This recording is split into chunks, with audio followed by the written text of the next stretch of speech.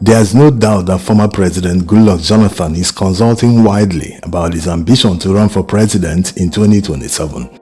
The PDP has offered him the party's ticket on a platter, but he doesn't seem to want to take that ticket. He feels the PDP cannot take him to Aso Rock in 2027. The PDP is plagued by a wave of defections from their party, and these defections might continue into 2027. It is currently rumored that the governor of Enugu State, Peter Mba, has concluded plans to decamp to APC. Also, the likes of Wike, who is a minister under the APC administration, continues to retain his membership of PDP. Someone like Wike can throw spanner in the works to disrupt Goodluck Jonathan's ambition in PDP. So Goodluck Jonathan understands all these. That's why he visited the interim chairman of ADC, David Mark. Obviously, they discussed politics. And while all these were going on, the APC and the presidency pretended not to know anything, that they weren't aware of Goodluck Jonathan scheming to come back in 2027. Now all gloves are off. They have replied Goodluck Jonathan in a statement released by Bayo Onanuga, who is the media aide to Tinubu. He said that Goodluck Jonathan has a right to run, but the courts will determine his eligibility, having taken oath of office 2 times. People who want Goodluck Jonathan to contest again because they feel he has only 1 term to run, so it wouldn't be a problem. Something like wanting to contest again, going for 2nd term wouldn't arise with a candidate like Goodluck Jonathan. That's why most of them are pushing for him, so that power can quickly return back to the north. These types don't want to hear any argument against Goodluck Jonathan. They always have something to say. The law says that anyone that has taken oath of office 2 times is no longer eligible to take that oath again, whether as a president, governor, local government chairman, any executive office. They will tell you that he took an oath of office but he didn't complete the term. That's not what the law says. The law says that anyone that has taken oath of office 2 times is not eligible to contest for that office again. He is not allowed by law to take the oath of office 3 times. There is nowhere the law mentions the fact that after taking the oath of office, the person must complete the full term in order to be exonerated by the law. It doesn't exist. Yes, the fact that he took an oath of office already counts 1, even if he spent only 30 days after taking the oath as a president.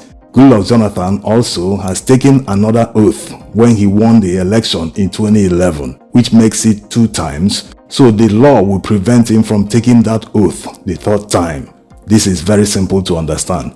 But like you already know, the reason people are pushing Goodluck Jonathan is simply because they feel he's bound by law to spend only 1 term in office. There wouldn't be anything like, the president wants to recontest if he wins. So definitely power will be moving back to the north after 4 years if Goodluck Jonathan succeeds. That's the reason they are pushing him. And Goodluck Jonathan being in power will also empower all these people pushing for him. Yes, just like Goodluck Jonathan empowered all the people that were around him when he was in power. It's as simple as that. These people are not aggrieved that Nigerians are hungry. No, they are simply sad that they are not the ones in power. In other words, they are criticizing Tinubu and APC not because of the corruption and everything going on. The reason they are criticizing him is because they are not the ones conducting the affairs of this country, whether in a progressive manner or in a retrogressive manner. They don't just care, they just want to be in power. And as you can see, the APC or the presidency or Tinubu taunting Goodluck Jonathan or threatening him with court cases, you already know where it is going.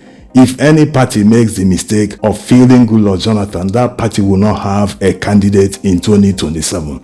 It's as simple as that.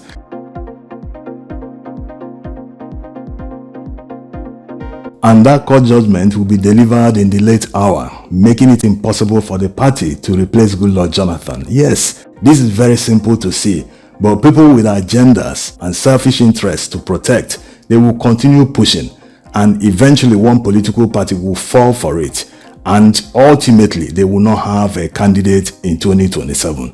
That party, if it's going to be PDP or ADC, they will eventually do what? They will align with APC. Yes, because all these party members you see, they are just there for themselves. They will now have the opportunity to justify aligning with APC. They will say, how can we go into the election without a candidate? Instead of that, let's just support any person so that we'll have something at the end of the day. To them, it's about what they can benefit from the system. It's never about principles or standing your ground that something must be done right, that Nigerians must be lifted out of poverty, that many things should happen instead of the retrogressive manner APC has been running Nigeria the past 10 years. Bayo Onanuga also drew the attention of Nigerians on how Goodluck Jonathan's administration enabled corruption when he was in power. He said a lot of things, but the main question is, why is the presidency saying this now? They could have simply allowed one party to make the mistake, and they will simply use the judiciary that is already in their pockets to make sure that candidate will not participate in 2027 elections. Yes, this is very simple. Why should someone correct his enemy when he's obviously making a mistake? The mistake is at your advantage, so why correct your enemy? Allow him to make that mistake so that you can sail through. It does not make any sense that they are threatening him not to even consider running. It's like telling him openly, if you like, pick any party's ticket, we are waiting for you. At the right time, a court will declare you ineligible to contest. The court will disqualify you. Why make that mistake? Why not allow him to pick any ticket and he will learn the lessons by himself? You see, trying to analyze what is going on, it seems that some northerners are trying to pressurize Atiku Abubakar not to run in 2027. They've looked at everything. They've seen that Atiku has no pathway, just like Tinubu has no pathway to win in 2027. This is obviously why they are pushing Goodluck Jonathan to run. If he runs and wins, power will definitely return to the north in 2031. But the problem is, Atiku Abubakar will be 85 years old in 2031. By now, he's supposed to be retired instead of continuing to play politics. So consider in 6 years' time how much older he will be, how much weaker. Also, it seems that Atiku Abubakar can see all this. That's why he's yet to officially decamp to ADC. Yes, he resigned from PDP, but since then, he's yet to officially decamp to ADC, despite holding meetings with ADC officials. So you can see what is at play here. He too might be using the fact that he's yet to officially decamp to ADC as a leverage to negotiate whatever position he wants. Obviously, he wants the ticket to run.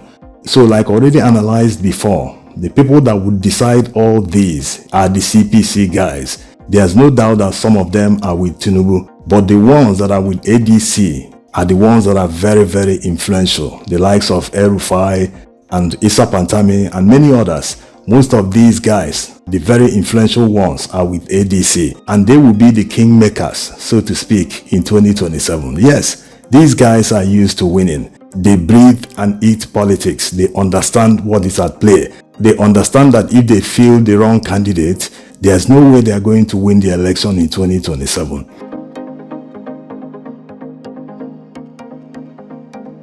Also, considering what is at stake, many of them wouldn't like to lose. Many would prefer to stay with Tinubu even if he loses. It's better to stay with an incumbent that has a likelihood of winning than to stay with someone or support the wrong candidate who wouldn't win the election at the end of the day.